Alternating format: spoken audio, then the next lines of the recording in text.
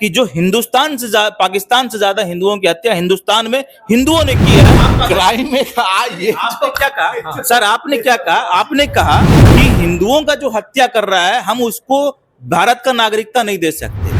उसकी हवा टाइट हो गई है। निष्कर्ष भारत के साथ और मैं हूं मनोज चतुर्वेदी।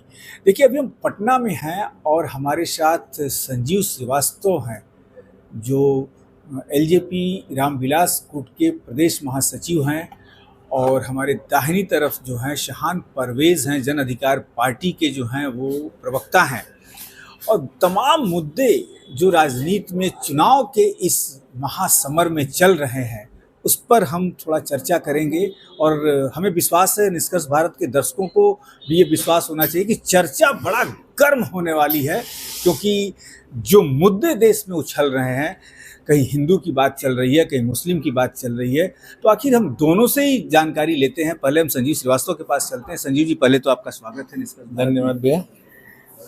संजीव जी, हिंदू मुस्लिम की संख्या पे बड़ा विवाद चल रहा है। भारत सरकार की एक रिपोर्ट आ गई है कि मुस्लिमों की जनसंख्या बड़ी तेजी से बढ़ रही है, तो ये रिपोर्ट भी चुनाव के समय। मुद्दा ये नहीं कि रिपोर्ट चुनाव के समय क्यों या क्यों नहीं, कभी भी रिपोर्ट आ सकती है। कोई स्टडी कर रहा है, उसका जब कंप्लीट होगा उसने रिपोर्ट पब्लिश कर दिया, उसको पूरा अधिकार है। मुद्दा ये है ही नहीं कि चुनाव के समय ये रिपोर्ट क्यों। इससे दो चीजें तो क्लियर होती है। एक ये कि हिंदुस्तान में अल्पसंख्यकों के साथ कोई अत्याचार या अनाचार या कोई भी भेदभाव नहीं हो रहा। भाई, भेदभाव होता तो पाकिस्तान की तरह घट जाते ना। यहाँ तो बढ़ रहे हैं, मतलब सुखी हैं, संपन्न हैं। तो कम से कम ये जो एक नैरेटिव है कि मुसलमानों के साथ बहुत अत्याचार हो रहा है, वो तो गलत साबित होता है इसमें। दूसरा चीज है भैया कि रिपोर्ट 167 कंट्रीज का है। अगर आप सिर्फ ऐसा मान लें कि भाई रिपोर्ट निकल गया कि हिंदुस्तान में ऐसा रहा, नहीं, वो 167 कंट्रीज का रिपोर्ट है। वो कंट्री का रिपोर्ट ये बताती है कि overall world over south eastern Asia की अगर बात करते हैं तो जो मेजोरिटी पॉपुलेशन जिस देश की है वो घट रही है, मुस्लिम पॉपुलेशन बढ़ रही है। जो मुस्लिम कंट्रीज हैं, एक अफगानिस्तान को अगर आप छोड़ दीजिएगा तो हर जगह उनका ग्रोथ ज्यादा है, मगर वहां भी थोड़ा गैप है। जैसे Pakistan is a Hanafi Muslim dominant state, वहां हनाफियों का पॉपुलेशन 3.1% बढ़ा है। आप ये चीज को ध्यान दीजिए, वहां हनाफियों का पॉपुलेशन 3.1 बढ़ा है, बाकी अदर मुस्लिम फैक्टर्स का पॉपुलेशन बढ़ा है। तो वहां मुद्दा यहाँ पे ये है कि भाई जहां जो मेजॉरिटी में है उसका उतना ग्रोथ नहीं हुआ है, बट जितना, हाँ, ये 167 नेशन में ये देखा गया है कि मुस्लिम पॉपुलेशन का जो ग्रोथ है वो बहुत ज्यादा है। परवेज जी, क्या कहेंगे, क्या जवाब देंगे? मुस्लिम पॉपुलेशन बढ़ रही है, वही है, यानी कि वही कहा जा सकता है कि मुस्लिम जो है 10-10 बच्चे पैदा करेंगे? नहीं, देखिए, मेरा इसमें पहला मैं इस चीज को दो तरीके से देखता हूँ कि अगर कहीं भी पॉपुलेशन बढ़ रहा है तो उसका मेजर कारण क्या होता होगा।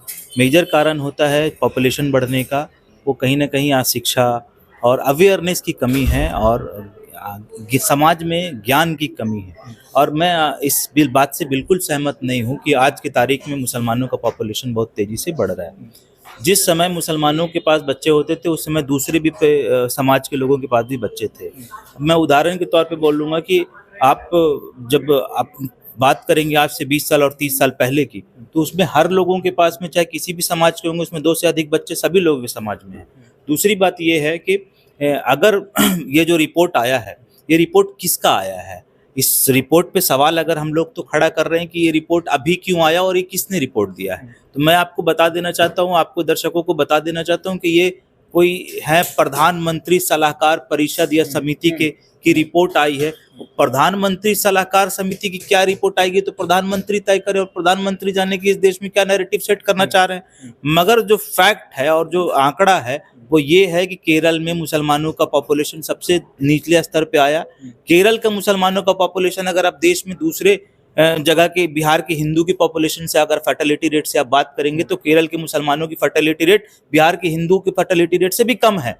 और सबसे ज्यादा अगर कमी आई है इन 11-12-15 सालों में कि फर्टिलिटी रेट में अगर कहीं गिरावट हुआ है तो सबसे ज्यादा परसेंटेज वाइज मुसलमानों की फर्टिलिटी रेट। नहीं, मेरी बात समझ लीजिए, आज से 10-12 साल पहले जब जाएंगे तो औसतन 4 बच्चों का आंकड़ा मुसलमानों का था, मगर परसेंटेज अगर आप देखेंगे तो अभी सबसे ज्यादा 2.3%। आप इस रिपोर्ट को नहीं मानते, गलत तरीके की रिपोर्ट है। रिपोर्ट तो देखिए गलत रिपोर्ट तरीके से, गलत तरीके की। देखिए, पहला चीज तो ये कि ये रिपोर्ट एक इकोनॉमिकल सर्वे है। उसका एकमात्र मकसद ये होता है कि आपके देश में अगर जो जनसंख्या है, ये प्रधानमंत्री के इकोनॉमिक सलाहकार लोगों ने बनाई है, उसको कैसे पॉलिसीज बनानी है, कैसे क्या बनानी है, उसके लिए है। तो ये बात बोल देना कि भैया किसने बनाया, क्या बनाया, किसने, बहुत ही एम्पावर्ड कमेटी है जो देश के जो आर्थिक नीतियों को रूपरेखा देती है, उन्होंने बनाया। तो ऑब्वियसली उन्होंने जो बनाया वो बेनिफिट के लिए बनाया। तो इसमें मैं इंटेंशन में तो कहीं कोई गलती इसमें नहीं देख रहा हूँ। दूसरा चीज है, रह गई बात भैया, जनसंख्या सिर्फ बायोलॉजिकल मल्टीप्लिकेशन से नहीं बढ़ती है। अगर मैं ये बोलूंगा कि भाई हिंदुओं के 2 बच्चे हो रहे, मुसलमान के 4 हो रहे, ये बात अलग है कि बहुत ज्यादा जो पढ़े लिखे लोग हैं उनके अंदर ये समस्या नहीं है, मगर आपके कम्युनिटी में कितने पढ़े लिखे लोग हैं वो भी देखना पड़ेगा। तो आपके भी कम्युनिटी में है। मैं कहाँ मना कर रहा हूँ, परसेंटेज होता है ना डिफरेंस। दूसरा चीज क्या है कि जनसंख्या का एक होता है पॉपुलेशन बाय मल्टीप्लिकेशन और बायोलॉजिकल मल्टीप्लिकेशन, दूसरा फॉर्मूला होता है कन्वर्सन, और तीसरा फॉर्मूला होता है वो होता है illegal migration and adaptation by the society. आपके पास बंगाल है, बिहार के 3 डिस्ट्रिक्ट्स हैं, वेस्ट इंडिया में कुछ डिस्ट्रिक्ट्स हैं, आसाम है। यहाँ तो जिस तरीके से डेमोग्राफी चेंज हुई, सिर्फ पॉपुलेशन, ये मैं ये नहीं मानता हूँ कि सिर्फ बायोलॉजिकल मल्टीप्लिकेशन से हुआ, ये माइग्रेशन का भी इफेक्ट है। तो पॉपुलेशन हर तरह से ग्रो करता है। अब इसमें देखिए डिफरेंस क्या है, हमारा जो हिंदुआना मुसलमान होगा, जिसको हम लोग पसमानदा मुसलमान होते हैं, या जो इंडियन मुस्लिम्स होते हैं, आप हिंदू मुस्लिम इशू को कोई समझ नहीं पा रहा। ये हिंदू मुसलमान इशू ही नहीं है, ये कल्चरल इशू है। धर्म परिवर्तन और संस्कृति परिवर्तन, 2 चीजों में आज मुसलमान में इशू है। पसमानदा मुसलमान की औरतें शादी में सिंदूर लगाएंगी, बनारसी साड़ी पहनेंगी। जैसे ही आपका धर्म परिवर्तन के 3 से 4 5 जनरेशन के बाद कट्टरता जब बढ़ेगी, उदाहरण के तौर पे अफगानिस्तान 71 तक वहां कट्टरता नहीं थी, फिर कट्टरता बढ़ी, आज आपको एक भी औरत बिना बुर्का के नहीं दिखेगी। तो ये कल्चरल इशू है, इट्स अ सोशल इशू। तो इसको, धर्म को आप सिंपली इस तरीके से अगर देखेंगे तो कहीं कोई नतीजा पे नहीं पहुंचेंगे। नतीजे पे पहुंचना, मतलब आप कहना चाहते हैं कि ये माइग्रेशन से ज्यादा बढ़ रहा है? माइग्रेशन से बढ़ रहा है, कन्वर्सन से बढ़ रहा है। इन्होंने केरल का एग्जाम्पल दिया। केरल हिंदुस्तान का एकमात्र ऐसा स्टेट है जहां एक एसोसिएशन है which is called x Muslim association of India. अभी उन लोगों ने सुप्रीम कोर्ट में केस भी किया है। तो क्या हम मुस्लिम में भी तो कन्वर्जन हो रहा है, उसको भी तो गिनेंगे। तो ये सारी चीजें हैं, ये सिर्फ बायोलॉजिकल मल्टीप्लिकेशन नहीं है। इसमें मुझे लगता है जो यूसीसी और सीएए दोनों को ये जस्टिफाई करता है। सीएए को इसलिए जस्टिफाई करता है to reverse the illegal migration, और यूसीसी इसलिए रेगुलेट करता है, ठीक है उन्होंने बोला, आप भी बोल रहे हैं कि भाई हमारे हिंदुओं में भी बहुत बच्चे पैदा, तो सबको रोकेंगे ना भाई, सब एक ही शादी करेगा, सब 2 ही बच्चे करेंगे। तो ये तो दोनों को जस्टिफाई कर रहा है ना यूनिफॉर्म। यूसीसी सीएए पे आपके मुखिया पप्पू यादव जाके दिल्ली बैठे थे, याद होगा? निराधार बात है ये, सब निराधार बात। हमने कहा कि मैं इस चीज को जो आज बहस का विषय बनाया गया है, चुनाव में भारतीय जनता पार्टी 3 चरणों के चुनाव के परिणाम के बाद कितनी परेशान हो रही है, और वो अंततः हिंदू मुसलमान पे चला आया। मुद्दा अब कहीं बात विकास का नहीं हो रहा है। आपने जो मैनिफेस्टो दिया था 2014-2019 का मैनिफेस्टो, आप उस पर चुनाव नहीं लड़ना चाहते। आप 3 चरण के चुनाव में जो आपका दावा था 400 पार वाला, उसकी हवा टाइट हो गई है। अब आप सीधे उठाकर मुद्दा बना रहे हैं हिंदू और मुसलमान का, जिसमें आपने आपकी प्रधानमंत्री सलाहकार समिति का जो रिपोर्ट आपने आया, उसमें आपने कह दिया कि मुसलमानों का पॉपुलेशन बढ़ रहा है। मैं 1000 बार आपको क्रॉस चेक करा सकता हूं कि कहीं ना कहीं मुसलमानों की वो ये भी कह रहे हैं कि नहीं, सबसे ज्यादा माइग्रेशन से बढ़ रहा है। मुसलमानों की फर्टिलिटी रेट घटी है। अब बताइए कि सबसे ज्यादा परिवार नियोजन का जो कॉन्सेप्ट लाया गया, और परिवार को छोटा करने के लिए जो कॉन्सेप्ट आया परिवार नियोजन का, उसको आज से कई साल पहले ही कांग्रेस पार्टी ने इम्प्लीमेंट कराया। अभी जो कुछ समाज ऐसा रह गया है जिसमें आर्थिक पिछड़ापन, सामाजिक पिछड़ापन बहुत अधिक अभी भी है, चाहे वो हिंदू का समाज हो या मुस्लिम का समाज हो। आप पिछड़े समाज की बात करेंगे, उन्होंने कहा पासमानदा मुसलमान, हिंदू भी जो पिछड़ा समाज है, या जहाँ पे शिक्षा का अभाव है, वहाँ पे आज भी बच्चे ज्यादा पैदा हो रहे हैं, वहाँ पे आज भी परिवार नियोजन कॉन्सेप्ट पे लोग सहमति नहीं जता पाते हैं, और आज भी वहाँ अवेयरनेस की जरूरत है। हम लोगों ने तो किया है अवेयरनेस, और हम लोगों के अवेयरनेस का परिणाम ये हुआ है कि जहाँ पे लोग 4 बच्चे और 6 बच्चे आज से 20 साल 30 साल पहले जब हम लोग पैदा करते थे, आज 2 बच्चे पर आ गए। अभी सरकार आपकी है, आप उसको कम करके दिखाइए ना। और हिंदू और मुसलमान करने से यहाँ पर नहीं चलेगा। लेकिन परवेज जी, आपके सुप्रीमो जहां से लड़े हैं, पूर्णिया, किशनगंज और पूरा जो इलाका है वो भी बड़ा परेशान है माइग्रेशन से, रोहिंग्या तक वहां पे पहुंच चुके हैं। हमने कहा कि इसका रिपोर्ट अगर आपके पास है हाँ। और इसका डेटा आपके पास है, हाँ। तो आपकी सरकार भी है, आपका मेरी सरकार नहीं है, मैं कह रहा हूँ कि जो हाँ। संजीव भाई बोल रहे हैं कि इलीगल इमिग्रेंट्स आए हुए हैं, तो इनका रिपोर्ट और डेटा इनके पास है। हाँ। क्यों गृह मंत्रालय को नहीं भेज रहे हैं? हम लोगों को इतना टाइम भी वेस्ट नहीं करना पड़ेगा कि फिल्टर करना पड़ेगा कौन आया कौन गया। इन्हीं लोग उठाकर रिपोर्ट दे दें कि कितने लोग आए हैं और उनका क्या क्या नाम है, कहाँ कहाँ बसे हैं, उठाकर दे दें इन लोग रिपोर्ट, हम लोग फिल्टर कर लिया जाएगा। और दूसरी बात सुन लीजिए कि इस देश में क्या शरणार्थियों के लिए जगह नहीं थी?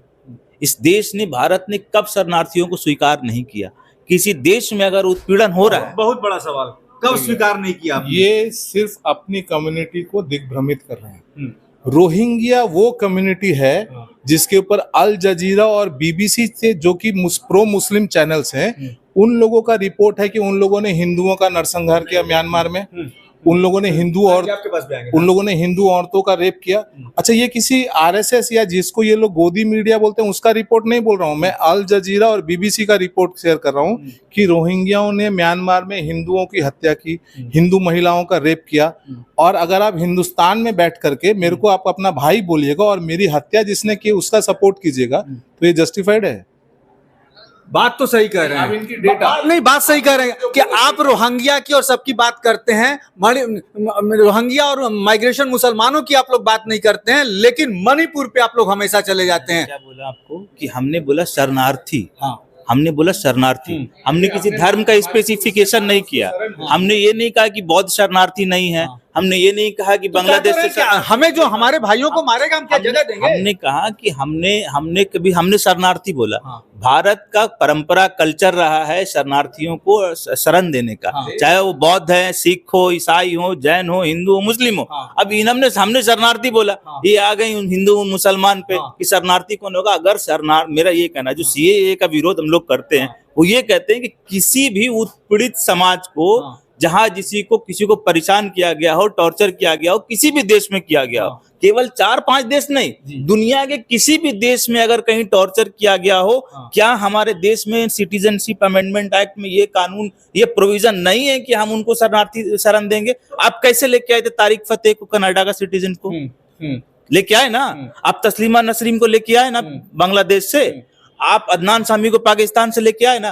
तो अभी सीएए कहाँ पे है? आप बताइए कि उसकी जरूरत कहाँ पर है?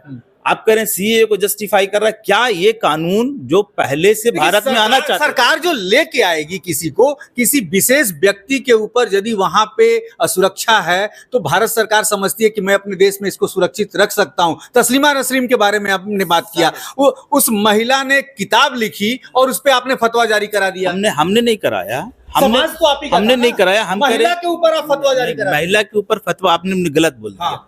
हमने कहा है कि किसी भी धर्म के धर्मगुरु या धार्मिक जो प्रतीक है, जो चिन्ह है, जो धर्म के स्तंभ है, आप किसी भी धर्म के स्तंभ को, आपको स्वतंत्रता बोलने के आजादी के नाम पे आपको किसी को गाली देने का अधिकार नहीं मिल सकता है। ठीक है, ये स्वाभाविक है कि देश में कई धर्मों को मानने वाले लोग हैं। इसका ये मतलब नहीं है कि मेरे को अधिकार इस बात का मिल गया कि मैं किसी धर्म के स्तंभों को और प्रतीकों को गाली दूंगा।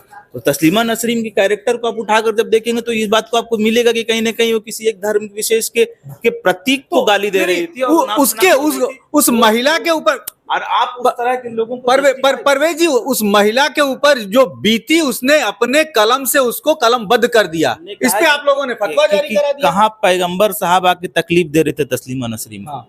डाइवर्ट नहीं, बात घुमाइए फिराइए नहीं। कहाँ पैगंबर साहब आकर तकलीफ दे रहे थे तस्लीमा नसरीन को? ठीक है,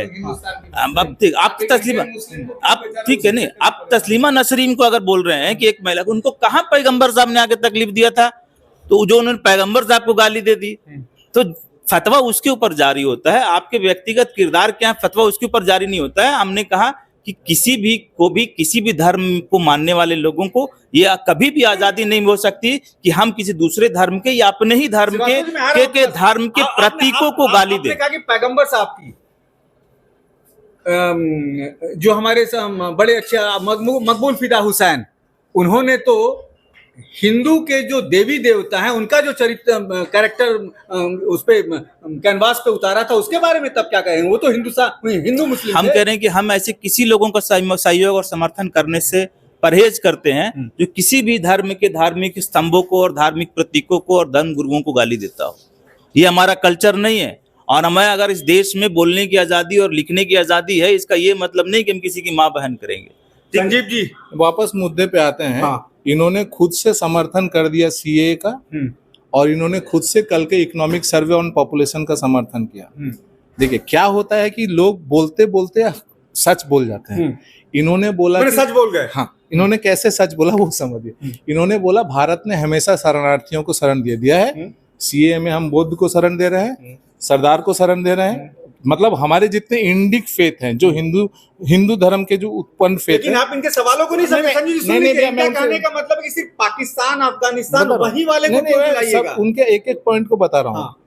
अब होता क्या है भैया कि इंडिक फेथ के सारे लोग को शरण दे रहे हैं। इनकी समस्या है कि आप बांग्लादेश और रोहिंग्या क्यों नहीं शरण दे रहे हैं। सिंपल आंसर है, पॉइंट नंबर 1, जिन लोगों ने हिंदुओं की हत्या की, हम ये उम्मीद करते हैं कि हिंदुस्तान का मुसलमान, मेरी बात को ध्यान से समझिएगा, हिंदुस्तान का मुसलमान हर उस मुसलमान का विरोध करेगा जिसने हिंदुओं की हत्या की और जिसने हिंदुओं की ऊपर रेप किया। और ये रिपोर्ट कौन दे रहा है? अल जजीरा और बीबीसी दे रहा है। दूसरा नंबर पॉइंट, हिंदुस्तान, आप बोलते हैं कि बांग्लादेश और पाकिस्तान और अफगानिस्तान से क्यों नहीं देते। ये जो कल जो इकोनॉमिक सर्वे का रिपोर्ट आया है, इकोनॉमिक जो रिपोर्ट आई है, ये क्लियरली इस बात को जस्टिफाई करता है कि अगर हम लोगों ने अपनी माइग्रेशन पॉलिसी को नहीं मजबूत किया तो ये जो पॉपुलेशन फूट रहा है चारों तरफ और जिस तरह से इकोनॉमिकली वो लोग गरीब हो रहे हैं, ये सब के सब हिंदुस्तान आएंगे। इस समय आपको एनआरसी और सीए की ज्यादा, और ये दो, मैं जो बात बोल रहा हूँ वही साहान ने बोला है। साहान ने इसको घुमा के बोला है, मैंने स्पष्ट रूप में बोला है। मैं सीधा बोल रहा हूँ, सीए इज जस्टिफाइड, हम शरणार्थियों को शरण देते हैं, मगर हमारी जिन्होंने हत्या की उसको शरण नहीं देंगे। दूसरा चीज, अगर आज के दिन में पाकिस्तान में आपने दे दिया ना, तो वहां से आधी महिलाएं तो इंडिया आ जाएंगी शादी करने के लिए। आप खोल दीजिए पॉपुलेशन, जहां खाने पीने के लाले पड़े हों। आज अफगानिस्तान ने हिंदुओं को वापस बुलाना शुरू किया क्योंकि उनको पता है कि उनकी जो धार्मिक पॉलिसीज है वो इकोनॉमी सर्वाइव आप कह रहे हैं खाने पीने के लाले पड़े हैं और अभी सरकार बदली नहीं और पाकिस्तान में जश्न मन रहा है, जल्दी से राहुल जी आ जाएं। भाई साहब ऐसा है, परेशानी तो उनको इसी सरकार से है। कल तो रशिया ने भी स्टेटमेंट दे दिया कि भाई अमेरिका इंटरफेयर कर रहा है। हाँ। अमेरिका इंटरफेयर कर रहा है, राहुल कांग्रेस आ जाए। भैया आप एक बात समझिए, हिंदुस्तान ने 16,000 करोड़ रुपए का हथियार बेचा है। आपने कभी सुना था कि इंडिया हथियार विदेश भेज रहा है? इंडिया कमीशन दे के खरीदता था, कमीशन देख के खरीदा। पूरी दुनिया अमेरिका के ऊपर डिपेंडेंट थी। हमारे हथियार की टेक्नोलॉजी है सस्ती है, हमारे हथियार सस्ते हैं, टेक्नोलॉजी इफेक्टिव है, हथियार सस्ते हैं, हमने हथियार बेचना शुरू किया। हथियारों की बात बाद में करेंगे। देखिए मैंने बोला, संजीव भाई ने एक बड़ा अच्छी बात बोली जो आज के डेट में हिंदुस्तान के सौहार्द के लिए बहुत जरूरी चीज है। मैं एक मुस्लिम होने के नाते इस बात को स्पष्ट मानता हूं कि कोई भी अगर हमारे हिंदू भाई की हत्या कर रहा होगा तो हम उसके साथ नहीं खड़े हो सकते। मगर सवाल ये नहीं है कि हिंदुओं की हत्या सिर्फ अगर कोई मुसलमान करेगा तब वो आरोपी होगा। अगर हिंदुस्तान में हिंदुओं की हत्या अगर आप देखेंगे तो शायद पाकिस्तान से ज्यादा हत्या हिंदुस्तान में हिंदुओं ने की होगी। उसके बारे में संजीव भाई क्या कह रहे होंगे, शायद उनके भी कहीं ना कहीं हम सब लोग ये सब चीज से देखिए। आप धर्म को जब बात करेंगे धर्म को देख के, तो धर्म को देख के बात करेंगे तो यहाँ भी तो देख के बात करना होगा ना। बताइए कि पाकिस्तान में जितने हिंदुओं की हत्या हुई है वो सच है कि वो गलत है, और हम जैसा मुसलमान कभी उसको स्टैंड नहीं ले सकता उसके साथ। हम उसको गलत मानते हैं कि वहाँ गलत हो रहा है। आप बताइए कि उसके मेरी बात सुनिए, लेट मी कंप्लीट। बीच में आप स्टैंड नहीं ले सकते, लेकिन आपके मदरसे वाले जो मुसलमान हैं वो लेते हैं। कोई नहीं ले रहा है सर। कौन लिया? कौन स्टेटमेंट दिया आज तक? कोई स्टेटमेंट है आपके पास? निराधार बात आप कर रहे हैं, आपके पास कोई मतलब नहीं। सुनिए, मोदी के शासन में नहीं आया हो, कोई नहीं। कब बोला है? कोई स्टेटमेंट है? किसी ने स्टैंड बोला कि हाँ वो जो पाकिस्तान में हिंदुओं की हत्या हो रही है वो सही हो रहा है? ये सब बात नैरेटिव सेट किया जा रहा है। कोई भी इस देश में हिंदुस्तान का एक भी मुसलमान इस बारे में कभी स्टेटमेंट नहीं दिया है, और ना इस बात से वो खुश हो सकता है, क्योंकि हिंदुस्तान में जो सामाजिक ताना बाना जिसमें हम लोगों ने जन्म लिया और खाया पिया है, उसमें बीच में कभी हमारा प्लेट संजीव जी के साथ शेयर हुआ होगा, कभी आप जैसे उपाध्याय जी के साथ शेयर हुआ होगा और कभी हमारी ईद और हम एक दूसरे के त्योहार में शरीक हुए। सुनिए, तो हम लोग कभी भी इस चीज को, हिंदुस्तान का कोई भी मुसलमान, मैं दावे के साथ कह रहा हूं कि इस चीज को सही नहीं मानेगा। मगर उसके बाद आप जो सवाल पूछ रहे हैं उसका जवाब ये है कि जो हिंदुस्तान से पाकिस्तान से ज्यादा हिंदुओं की हत्या हिंदुस्तान में हिंदुओं ने किया है, क्या आप उसको क्या मानते हैं? फाइनल लॉ एंड आप माइग्रेशन और लॉ एंड ऑर्डर इशू को मिक्स कर रहे हैं। क्राइम में ये आपने क्या कहा सर? आपने क्या कहा? आपने कहा कि हिंदुओं का जो हत्या कर रहा है हम उसको भारत का नागरिकता नहीं दे सकते। तो यहाँ जो हिंदुओं की हत्या हो रही है उसको आप नागरिकता, उसको फांसी देंगे ना, उसको फांसी देंगे कि उसका नागरिकता छीन लेंगे। देखिए बात सच्चाई है, भारत में हत्या हो रही है तो उसको फांसी देंगे। सर कितनी हत्या यहाँ हिंदुस्तान में आजादी के बाद हिंदुओं की हुई, आप उस पर चर्चा कर लीजिए। आप पाकिस्तान का आंकड़ा कम जाएगा, आपको छोटा दिखाई देगा जिस पे आप चर्चा कर रहे हैं। या हम लोग एक दूसरे की हत्या कर रहे हैं और आप उसको कह रहे हैं आप अगर कर सकते हैं तो कोई स्टेप लीजिए, आपकी सरकार है, दीजिए स्पीडी ट्रायल, आपकी सरकार है। इन्होंने बहुत तारीफ कर दी भाजपा सरकार की। ये जो इन्होंने अभी बात बोला ना, अब मैं बता दूं, मैं जस्टिफाई करता हूँ। इन्होंने बहुत तारीफ कर दी भाजपा सरकार की कि भाई क्राइम हो रहा है उसको जस्टिफाई, उसको ये कीजिए। ये जो न्याय संहिता में परिवर्तन है ये एग्जैक्टली वही तो है भाई। हमारा जो क्रिमिनल जस्टिस था, जो क्रिमिनल जस्टिस का फेलियर था, उसको करेक्शन करना है तो starting from the investigation till the disposition of case by the court, ये सारी चीज को सुधारना होगा। अमित शाह को अगर अमित जी शाह को अगर कोई हिंदुस्तान याद रखेगा तो 370 से बड़ा उनको ये 3 नागरिक संहिता के लिए, जिसके लिए ये बेचैन है। ये बेचैन है नागरिक संहिता के लिए, क्रिमिनल जस्टिस को कि चाहते हैं कि भाई जिसकी हत्या है उसको तुरंत सजा मिले। बेचैन है आप? हमने कहा कि वो प्रोविजन देश में है या नहीं है पहले से। अगर आप कह दीजिए कि नहीं है तो मान लेके लेके आने की जरूरत है। जवाब दीजिए, है कि नहीं है? देखिए वो पहले से जो कानून बना हुआ है आप उसको लिपा पोती फिर से करके सीए क्या है, सीए क्या है, फिर वही वाली बात। आप जवाब आप ही दे दीजिए ना। देखिए अब ये फिर कंफ्यूज हो रहा है। कानून नहीं है क्या देश में नागरिकता देने का कानून नहीं है?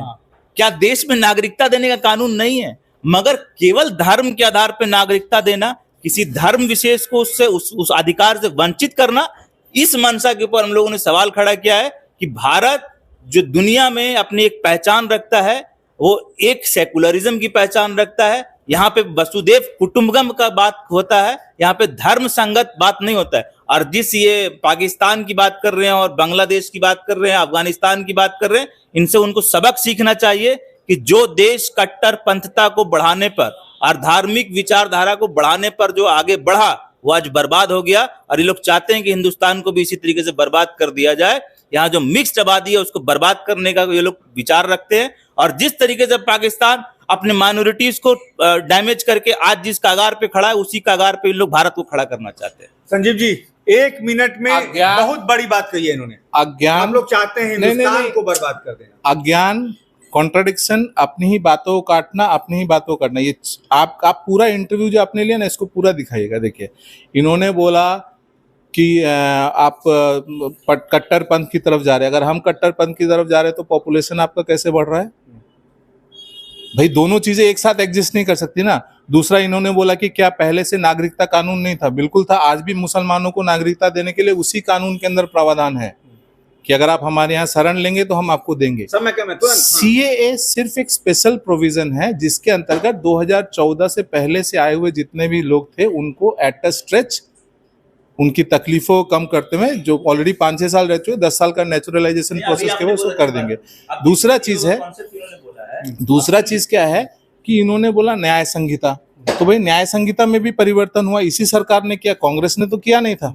ठीक है ना। देखिए कांग्रेस सरकार ने तो उसको किया नहीं था। मगर हम लोग वापस से अपने मुद्दे पे आए कि भाई पॉपुलेशन कंट्रोल और माइग्रेशन जो है, इलीगल माइग्रेशन, उसके ऊपर बात करते हैं। इलीगल माइग्रेशन के मैं टोटली खिलाफ हूँ। ठीक है।